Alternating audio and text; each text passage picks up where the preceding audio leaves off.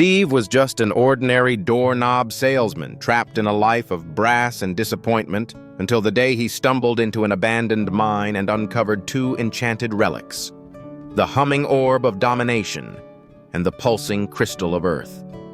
The moment he pressed the crystal's shard into the orb, reality warped around him and a glowing portal to the Overworld ripped open. Without hesitation, Steve stepped through and found himself in a realm built entirely of blocks, where every mountain, tree, and creature was constructed from perfect cubes. At first, he was dazzled by the beauty of sunrise over pixelated plains, but he quickly learned that night in the Overworld was deadly. Skeleton archers lined the jagged hills, zombies shuffled through the swamps, and those silent green creepers lurked in the shadows, ready to explode. Steve fumbled together wooden tools, crafted his first pickaxe from stone, and hammered torches into the walls of a makeshift shelter to stave off the darkness. Experimenting with redstone, the kingdom's version of electricity, he rigged traps that sent mobs flying, each narrow survival teaching him another lesson in mining, crafting, and building. Driven by whispers from the orb, Steve discovered an obsidian frame hovering above a lava lake. He completed the portal and was thrust into the Nether, a hellish world of rivers of fire, black stone fortresses, and horrifying piglins. There he met Malgosha, the ruthless Piglin queen who hoarded gold and despised creativity.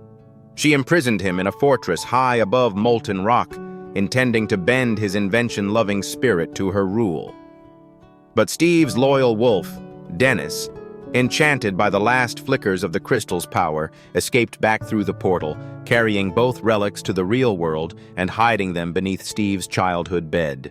Years passed quietly in Chugless, Idaho, until four outsiders, Garrett, the garbage man Garrison, bored from hauling trash at his family's dump, Natalie, a social media star craving real adventure, Henry, the gadget-obsessed tinkerer, and Dawn, the shy animal lover, broke into Steve's long-forgotten shop as a prank. Instead, they found Dennis's secret cache, the glowing orb and crystal, still humming with power. Curiosity overcame caution. They reactivated the portal, and one by one were yanked into the Overworld. Alone and terrified, they wandered into a zombie ambush until Steve burst from the shadows, axe in hand, driving the horde back with homemade TNT traps. From that moment, he became their teacher, showing them how to punch trees for wood, smelt iron into armor, and build fortifications strong enough to withstand nightly raids. They learned to tame wild wolves, farm wheat for endless bread, and channel redstone into ingenious contraptions. Through small victories, fending off Enderman attacks on their fledgling wooden fortress, and crushing defeats, watching Piglin raiders burn their barns, they forged a bond of trust and honed each other's strengths. Garrett's raw power, Natalie's quick thinking, Henry's engineering brilliance, and Dawn's uncanny empathy with animals. But the real test was yet to come. Malgosha, sensing the orb's power reawakened, marshaled an army of pig zombies to conquer both Overworld and reality. The teens and Steve devised a daring two-pronged offensive. Henry and Dawn would infiltrate the Nether Fortress to free enslaved piglins and sabotage the portal's power source, while Steve, Garrett, and Natalie led a frontal assault on Malgosha's Overworld stronghold.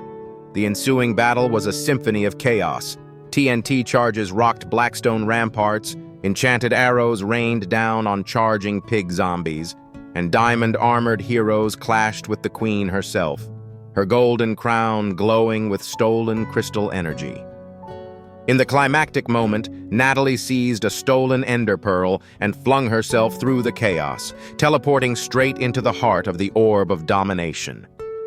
The crystal and orb shattered in a blinding flash, collapsing nether gates and dissipating Malgosha's magic. Her army reverted to harmless piglets, and the fiery rivers of the Nether stilled into quiet ash. Dawn's freed piglins howled with relief. Henry's sabotage permanently locked the fortress's portals, and Steve rallied everyone as Dawn's light flooded the Overworld once more. Victorious, The four outsiders and Steve returned through the portal to Chuglis, forever changed. Garrett transformed his family's dump into an eco-park that recycled trash into art. Natalie turned her social platform into a charity for gamers facing real-world bullies. Henry patented his compact jetpack design, dreaming of new aerial adventures. Dawn opened a sanctuary for rescued wolves, her best friends from the Overworld. And Steve? He reopened his dusty Oku